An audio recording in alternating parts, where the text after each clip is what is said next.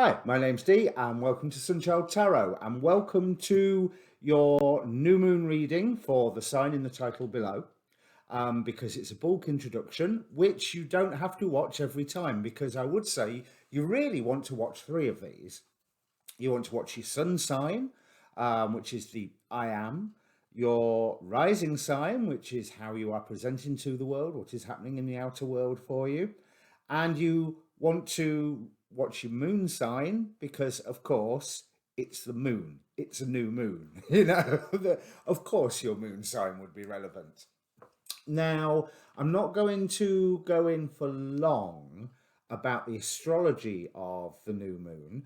There are plenty of astrologers who have done it far better than I ever could, and all of their shows are posted on my Facebook page for this channel, which link down below in the description. So if you're wanting to know about the astrology of it, you have plenty of astrologers to choose from on there. Suffice to say, it's big. It's a big full moon. There is a stellium in Aquarius. So what have we got? We've got Sun, Moon, Mercury, Venus, Jupiter, and Saturn, with Saturn ruling, in Aquarius. Now, it is not the age of Aquarius. I don't care what various people say. It is not the age of Aquarius, and as I've said before, the age of Aquarius will not begin until tropical, i.e. Western traditional 0 degrees Aries is the same position as sidereal Aquarius. At the moment, it isn't. 0 degrees Aries is sidereally some of 22, 21, 22, maybe 23 degrees Pisces. So there's a while yet. I think that's right. I think it's there's a 22 involved in there somewhere. But anyway, it's in Pisces. It is not in Aquarius. However, this is a really big time of Aquarius, and there's no shaking that. We have numerous planetary synodic cycles starting. Let me bring my details up.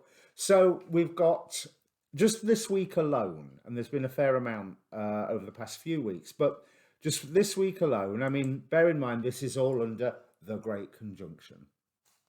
But we have a new Venus-Saturn cycle starting.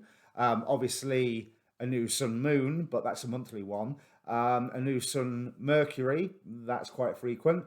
A Venus-Jupiter synodic cycle starting, Mercury-Venus cycle, and Mercury-Jupiter. So, it's very much, this is a new time coming in. Without a shadow of a doubt, there's all these new, some of those were that's all a lot of the personal planets, the inner planets. So they're small cycles, but we've just had all the massive big cycles, Jupiter, Pluto, Saturn, Jupiter, Jupiter, Saturn, I should say, Saturn, Pluto as well. So we know they all restarted before Christmas. Before Christmas? I think they were all before Christmas. I should know that off by heart, shouldn't I? I talked about every single one of them. Now, there is a timestamp below, so you don't have to watch this repeatedly. You only have to watch this on the first reading. It's well worth it. What I want to look at is the angels, the degree angels. Now, I never thought I'd going to be an angel person.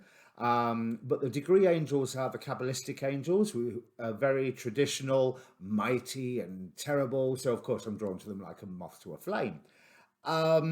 Now, this new moon, 23 degrees Aquarius, that's ruled by Menadel, who most people will be glad to know that he's great for job seeking.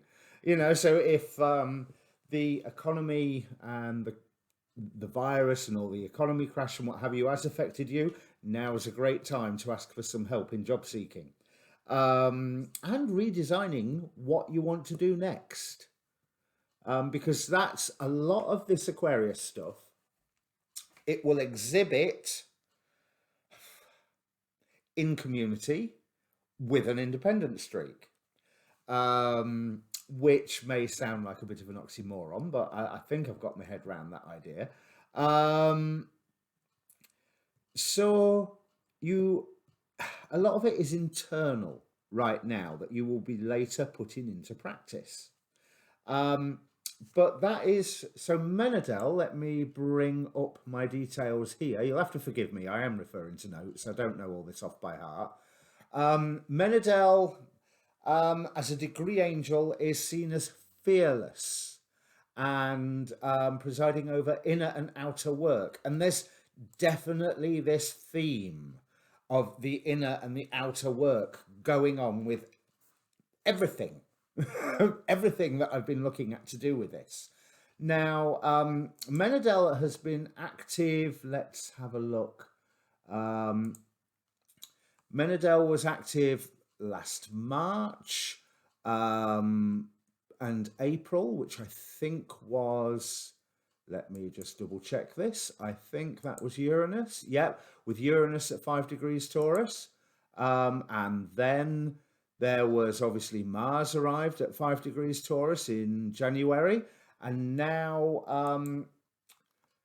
Menadel is ruling 23 degrees Aquarius. Those rulerships don't change. I know the way I phrase that, it makes it sound like they do change, but no, they don't change. Now, Menadel here is like everybody being ruled by Saturn, so being ruled in this case by Luvia. Saturn is the ruler of this chart. If you do rulership chains, everything leads back to Saturn, mainly because everything's in Aquarius. Of course, I'm using ancient rather than modern rulerships there. You could say everything also goes back to Uranus, but Saturn and Uranus are in square to one another anyway, and that is the flavour of this year. That tension, that tradition versus independence. Now, Luvia is all about dialing God and expansive intelligence or fruition, although I couldn't find any more information out from the Dictionary of Angels because he's not in there, or she's not in there. But what I actually want to look at is Mahasea. Now, Mahasea rules 22 degrees Capricorn. So as you know, that had a lot of activity this last year.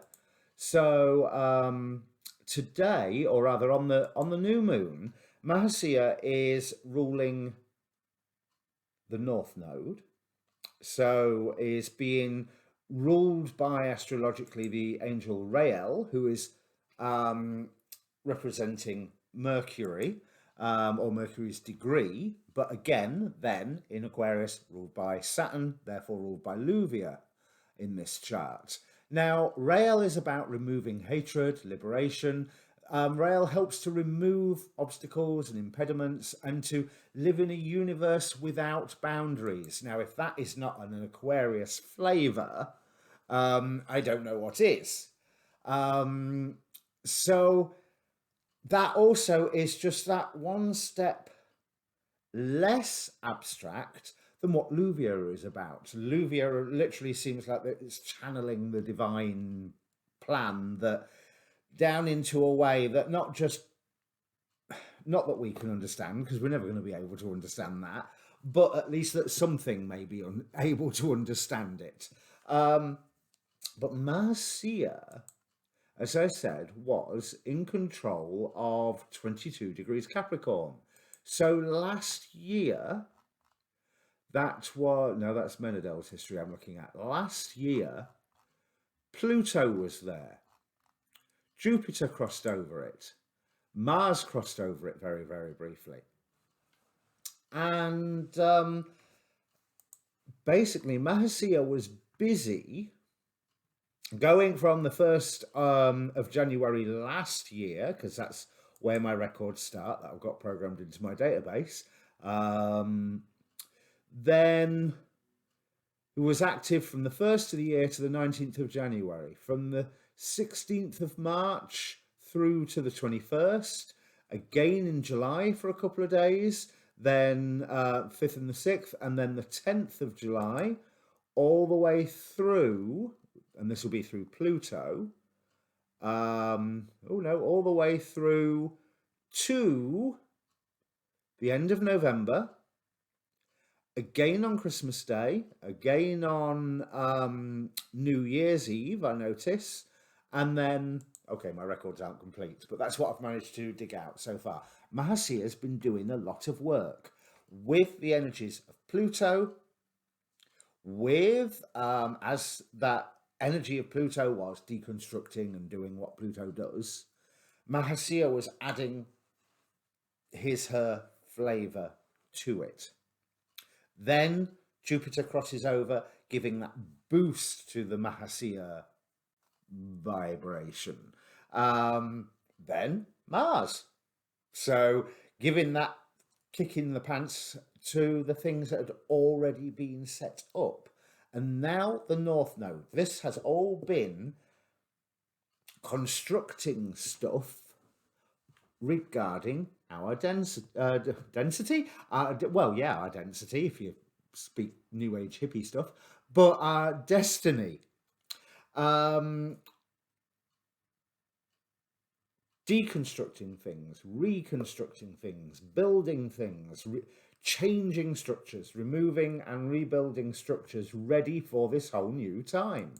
Now, what is Mahasea's vibration? So Mahasea is about healing and rectification, setting things right.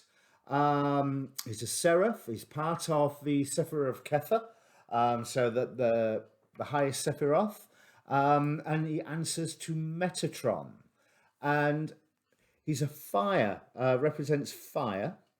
And planetary angels are Neptune and the Sun. His name means Saviour God, apparently. So this is what everything is slowly being built up.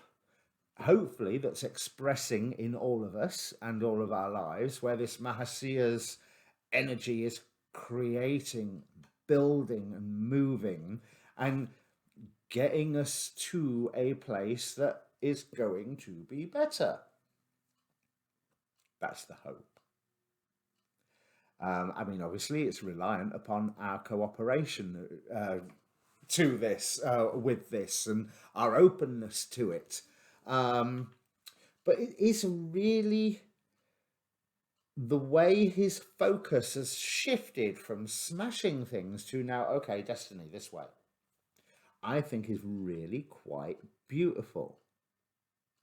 Now, what other information have I got about Mahasea here? He re-establishes the order of the divine in your life, makes it possible to live in total peace and joy, and to enjoy the simple things in life, and can help you into schools of learning where you can pursue forms of initiation. Now,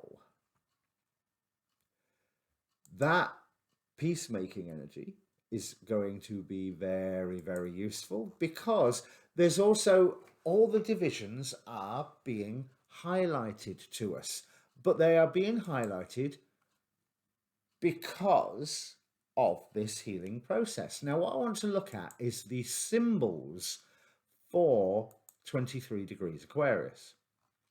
So I'm going to start with the Sabian symbol. Which is a man turning his back on passion and teaching from his own experience. So this is talking about someone who has been fighting their good fight, whatever it is, or having their obsession, and then all of a sudden they're suddenly going, I've learned so much from this, I have to pass this knowledge on. So they're transferring from, to be facile, but it would work in today's culture, from being an active social justice warrior to training active social justice warriors, would be one way of looking at it. I mean, you could replace active social justice warrior with carpenter, and oh no, that's still got that vibe, hasn't it? Okay, plumber, and it can, the message still holds true, but there's this sharing of information, this allowing those who don't know to find out and know, which I think, especially after focusing more on setting things right, we're going to need to know how to do lots and lots and lots of things. But what is really interesting is the inside degree, or the Chandra symbol. So we have a large brown bear picking and eating apples. It's like, okay, yeah, what? But the interpretation of this, I'm just going to read it straight out because you'll see why when I get towards the end of it. Gross indulgence and a conscience that just won't quit, saturating your energy field with exaggerated gestures of capitulation to your own lower nature. But you do this in a continual ironic juxtaposition to an observing intelligence and a keen conscience which deplore and have no use for your own shenanigans. So you're literally stuffing your face with chocolate while another bit of your brain is going, why are you eating all of that chocolate? It's not going to do you any good. So being split between the compulsive and addictive personality and the dispassionate and isolely removed consciousness, you're trying to turn yourself around by alternately binging and reforming, a bit like crash dieting. But each binge triggers a reaction of the other side of mind, and each renunciation and reformation in turn triggers a further reaction from the first piece of mind. This dialectic between being bad and being good is all on the pro and con level of the dualistic mind. The only hope in this pattern lies in wearing out both ends, so that a third place can open up in which neither acting out nor becoming exemplary is all that's necessary. You do what you do, and you see it the way that you see it. And all of the self-conscious overlays and each and every self-manipulation in whatever direction dissolve when the space is clear.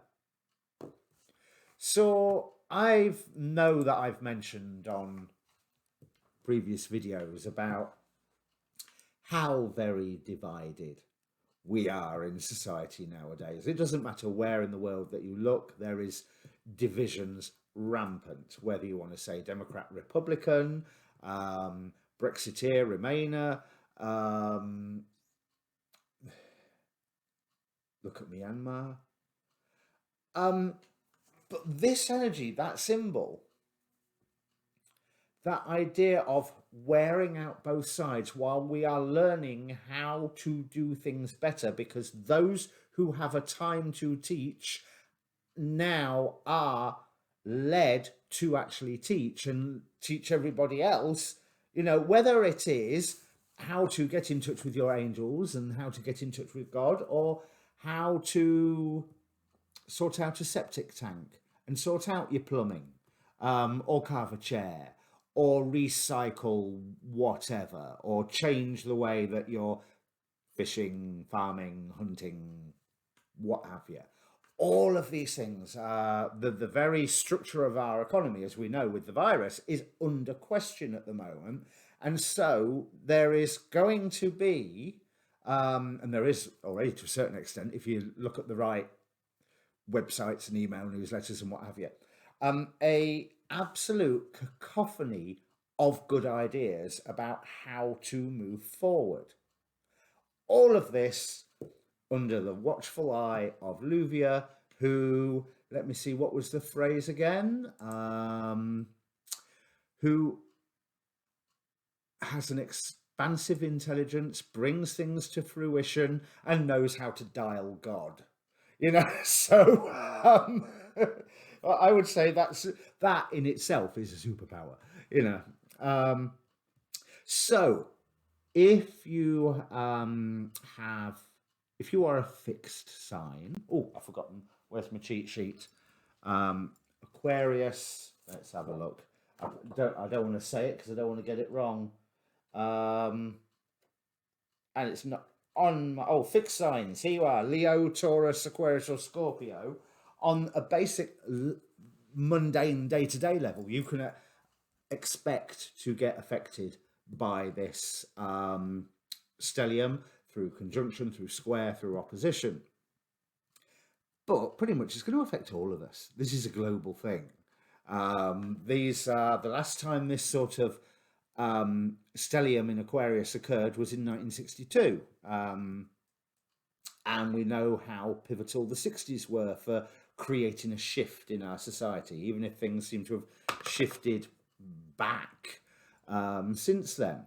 So if you are familiar with your chart, if you know your rising sign, and if you don't, there is a link, well, there's two links in the description down below for where to get a free birth chart. Have a look which house Aquarius sits in for you. I use whole sign houses, if that means anything to you.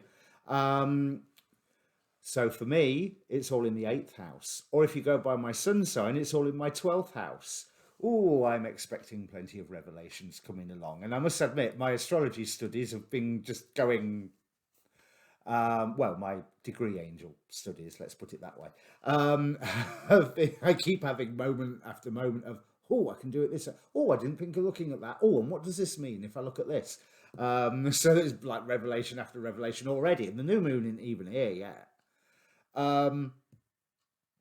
But there's whichever house you Aquarius is for you, that's where you can expect quite a bit of activity. If you've got natal planets in that area, opposite to that area, or basically in the cardinal signs, that will this stellium will have an immense personal effect.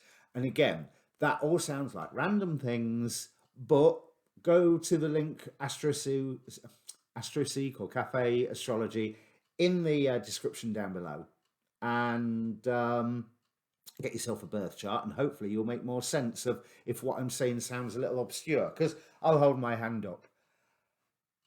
I'm only just starting to understand the houses in this last 6 months. Before then, I was just like, I don't know what they're talking about. Right, so I've done the saving symbol. I'm just checking my notes. So remember, this reading is a general reading. So general reading rules apply. It should mainly be there as a confirmation for you, or just something for you to mull over. What I would, never make your mind up on what I say. Just take it under advisement and then consider it, and then make your mind up, but don't just do it because I said do it. Even though I have already done a reading for this new moon where I'm telling somebody to just do it. But, it's still your choice, not mine. Now, what I would like you to do beforehand is ask a question. So especially really with this, ask a question that relates to how you interact with your community, or relates to obviously new moon, new beginnings, or entire new directions of life, because it's such a big event. This, unlike last year where it was event after event after event, this year, this is the pretty much biggest one. And other than Saturn square Uranus, but that's going on all year. So, there isn't like a whack bang like there is with this one. So take a moment, think about all of the questions that are around you. Focus on one of them, but be aware of all of them, because the cards will answer whatever they choose, and not necessarily what you or I think are the most priority of questions. So, as ever, please do the good YouTube stuff. Hit the like button, share the video, subscribe to the channel. Subscribing to the channel really, really does help. Then again, so does the like button. But more importantly, comment. Let me know once I get to the reading, what you, if the reading is good for you. But also let me know what you think about my view of looking at the degree angels for the astrology, because, well, I'm going to keep doing it because I find it absolutely fascinating. But I want to know, should I just shut up about it and do it in private, or should I continue talking about this stuff as I get to learn more? Because, again, hold my hand up, I'm a total beginner at this. So, I think that's everything. So timestamp will be for now. And let's get on and have a look at your cards. Okay, Scorpio, and if you are Scorpio rising, then this stellium and the new moon and everything is occurring in your fourth house. Obviously, fourth solar house if you're in the sun. So theoretically, it's about your home, the roots of your being. I think I'm going to go with the roots of your being aspect because there is a very definite message coming through these cards, even before I start reading them. We have right at the center here, we have the Ace of Pentacles with the Fool. There is a new beginning for you. There is no escaping. There is a new beginning for you going on right now. We have the High Priestess of Spirit, which is showing an opening to the forces of spirit, basically. But interestingly, that's how I first took it. You know, literally the idea of High Priestess and spirit together. The card itself in the book is supposed to mean something slightly different. And what it tells you is about how all things are interconnected. Something big is coming. Something is coming, and you will understand the what soon enough, but creation may well keep the why secret for a while. However, there's no escaping that. So when I laid that, I was like, oh, I wonder if Kether will be the card out the Angelarium. Of course, it's not called Kether in the Angelarium, it's called Keter, but, you know, same thing. And there it was. I was like, no way. With the Angel Prince of the North from the Angel Oracle, I celebrate my uniqueness with joy and gratitude. Then on this column, surrender to the divine. I mean, that speaks volumes. Next one, card number 14, which is obviously a 5, a number of magic. It talks of focus from the Queen of the Moon. So there's something new for you to focus about. That with Creusa here, right, with Creusa here, Creusa represents secrets. And because she had kept secret that she'd got rid of her child that was born, well, I'm not sure even the phrase out of wedlock even matters in this legend, but her and her son, who I can't remember who he is off the top of my head, and I should know that, ended up nearly killing one another because they didn't know they were mother and son. And they both got involved with the same royal family and were jealous of one another. So you're about to embark on a journey. Most definitely you're about to embark on a journey. You know, like I say, Ace of Pentacles and the Fool card in the middle. But where you need to not really keep secrets and be honest about everything that you are going through to some party. Now, with it being fourth house, I would assume to some party within the home. But having said that, that party that you're being honest to may well be a bit of a stress head. We've got the Eight of Swords here, but clarified by the Queen of Pentacles. I think that these are anxieties that can come up and come out from a good place. And with this particular Eight of Swords, I love this Eight of Swords. And I mean, I like the Eight of Swords card anyway, but this one, it's like they're rising above. Now, I think that indicates with that Creusa that the only way you can help whoever this is rise up out of their anxiety is by telling them of every step along this new path that you take, and be honest about your joys and your pains and your doubts and your triumphs and the whole lot. Just be honest and share it all, because you are being directed Four of Cups here, but you need to make sure that you are listening. So I know I'm saying that you should be listening and talking, but one thing that you can listen to is yourself as you are telling this other person your joys, pains, triumphs, what have you. And you can, because you may notice where you say things where like, hang on a minute, why am I even saying that? I don't think that. And now that I've said it, I can see that it's a load of nonsense. I'm deceiving myself. I need to stop that. So yes, listen to your guidance and follow your synchronicity, because Scorpio, you're all about transformation. And yet again, you're having another transformation reading. Surprise. But there's very much the gods have got a mission for you here. Or rather, you have got a mission for you that you are going to, oh, what's his name? Aaron Doughty. You are going to expand your consciousness. Because there really just seems so much growth here where it's recently that you've had some clear insight into something, but as much as you were decided upon it, the way of moving forward, the way of manifesting was a little less direct and less straightforward than what you thought it would be. But Spirit are quite sure they are giving a bit of a push me pull you.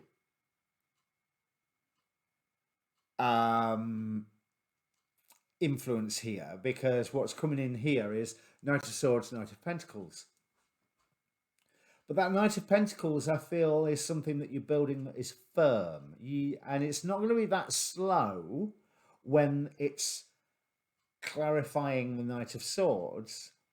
But what it is a treasure that you are forging ahead with.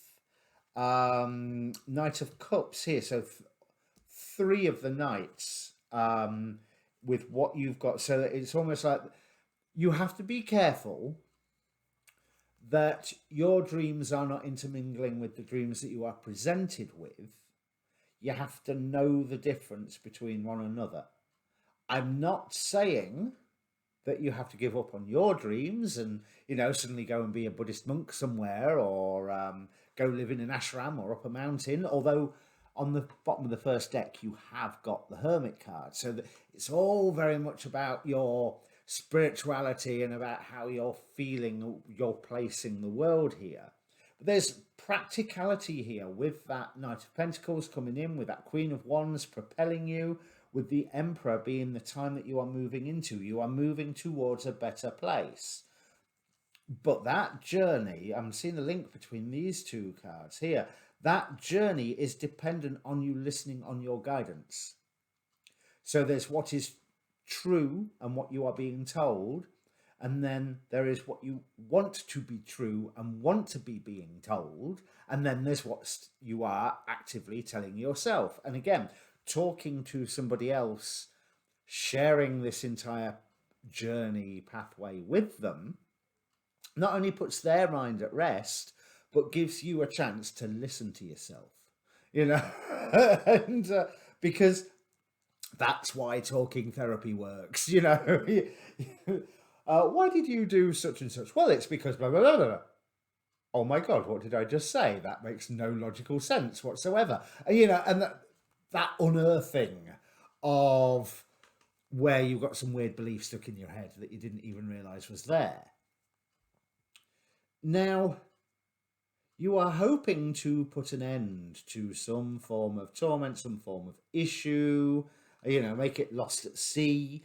And I think that you are going to be successful in this, but not by actively doing anything about it, but by shifting your attention, shifting your focus into whatever this new thing is. And yes, you're walking away from something, but I think you were already walking away from something when this reading started. So I don't think that's any newsflash for you, that you are now focusing on a different aspect of yourself that I'm not going to say it's been neglected up until now, but it's certainly in the spotlight now, where it might not have necessarily had so much spotlight beforehand. Now, final outcome cards are a little interesting, because there's this one person that you are sharing your journey with. I mean, heck, even if all you're sharing your journey with is a tape recorder, for our younger viewers, some form of audio recording device, you know, and listening back to yourself, you know, like keeping a journal, for example. It's all right writing, but you need to read it again afterwards and go, yeah, do I really believe that? That's why another person is useful, because they can sometimes spot something and ask you more probing questions. But we've got the final outcome: Seven of Swords, Four of Pentacles. Now, initially, one could interpret them as being less than ideal. But you are coming into your own power, and you are maybe a bit defensive about it. So what this Seven of Swords is pretty much telling me is, be careful where precisely you are using your power. Sometimes less is more. And with the Four of Pentacles here, now this is weird, because, you know, this is a pretty negative. It's not even someone being defensive. It's someone trying to run away with all the cash and dropping the coins there. It's, as long as you are protecting yourself, you may well find, oh, I'm going to sneeze. You may well find that there is some form of gift for you that has been left by somebody else. Now, that some form of gift is really useful. It's like treasure to you. It may well be junk to them, but it's like treasure to you. But I don't think it's an intentional gift. I don't think they're going, here you are, Stephen, this is for you. It's something that has been left somewhere and abandoned or lost, that you come across and go, oh my God, this is perfect. If it's not perfect, but you come across something lost and abandoned, another thing this tells me is go and find the person that lost or abandoned it, because if they want it back, that might be a profitable connection for you as well. So that's this. Whatever's starting now ain't finishing in this one lunar cycle, Scorpio. But there is certainly a lot of bossing around from spirit coming your way if you are open to it. But it puts you in a better place. It puts you in charge of things that you hadn't necessarily thought that you would be in charge of beforehand. And I would just say that this talking process that I was talking about has to be honest, has to be. Otherwise it won't work. And otherwise you won't be hearing the guidance correctly, because most of that guidance will be coming out of your own mouth. You know, and you hear yourself say something and it's like, I hadn't thought about that. I hadn't realized that. So all in all, this is a very transformative month for you, Scorpio. But I celebrate my uniqueness with joy and gratitude. Don't be afraid to be weird, because I think you might find that you're getting really, really weird. And that's a perfect place to stop. Oh, apart from what's blocking you in all of this. Now that's interesting, because what's blocking you on this new start is a sense of happiness, Ten of Cups, clarified by the Six of Pentacles. So it's happiness with a price tag. It's happiness that you value but leaves you indebted. And so maybe it's time to get yourself to a point where you are not indebted, whatever that may mean. I don't know how that relates to the rest of it, but I just realised that I hadn't done the opposition. But as I said, that's as good a place as any to stop. So go and watch your Moon in Rising. And yeah, good luck, Scorpio.